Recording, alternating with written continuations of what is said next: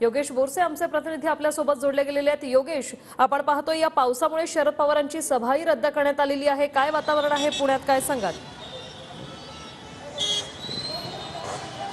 वृषाली, सकाळपासूनच पुण्यात ढगाळ वातावरण होतं आणि आज शिरूर आणि पुणे लोकसभा मतदारसंघात प्रचाराचा आज अंतिम टप्पा आहे। आपण पाहू शकतो शहरातल्या अनेक ठिकाणी वडगाव त्यासोबतच कात्रज कोंढवा या परिसरात सुद्धा जोरदार असा पाऊस झालेला आहे। मात्र या भर पावसामध्ये थोड्याच वेळात अजित पवारांचा रोड शो सुरू होणार आहे।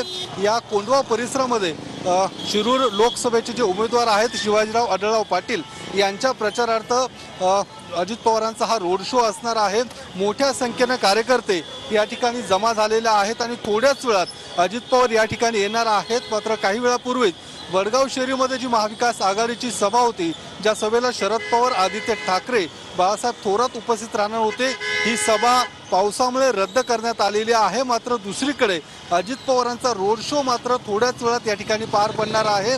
या पावसामध्ये अजित पवार हा रोड शो पूर्ण करणार असल्याचं या आयोजकांकडून सांगण्यात आलेलं आहे। दुसरीकडे संध्याकाळी मनसे अध्यक्ष राज ठाकरे यांची सुद्धा सारसबाग चौकामध्ये जाहीर सभा पार पडणार आहे। मात्र या सगळ्या पावसाच्या वातावरणामुळे राज ठाकरे यांची सभा पार पडणार का हे बघणं महत्त्वाचं असणार आहे। मात्र अद्यापपर्यंत राज ठाकरे आणि मनसेकडून सभा रद्द झाल्याचं काही अजून सांगण्यात आलेलं नाहीये। सभा ही होणार नसल्याचं राज ठाकरे यांच्याकडून सांगण्यात आलेलं आहे। मात्र दुसरीकडे राष्ट्रवादी काँग्रेसचा प्रचार मात्र या पावसामध्ये सुरू असल्याचं आपल्याला पाहायला मिळते। अचानक आलेल्या पावसामुळे पुणेकरांचे हाल होताना दिसत, अनेक ठिकाणी वाहतूक कोंडी त्यासोबतच वाहनं बंद पडण्याचे प्रकार सुद्धा या पावसामुळे होताना आपल्याला पाहायला मिळतात। कारण ठिकठिकाणी जोरदार असा पाऊस झालेला आहे। आपण पाहू शकतो मोठी वाहतूक कोंडी सुद्धा या परिसरामध्ये होताना दिसते।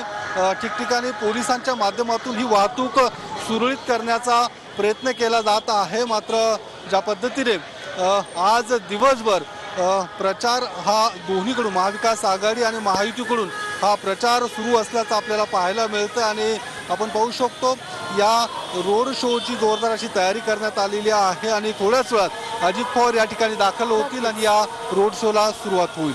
धन्यवाद योगेश, तुम्ही दिलेल्या या माहितीसाठी।